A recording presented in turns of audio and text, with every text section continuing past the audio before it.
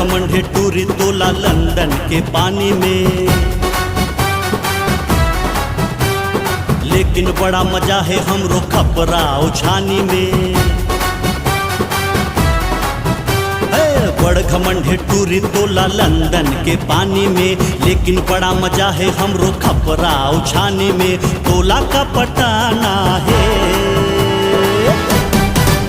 सीधा भावर पराना है।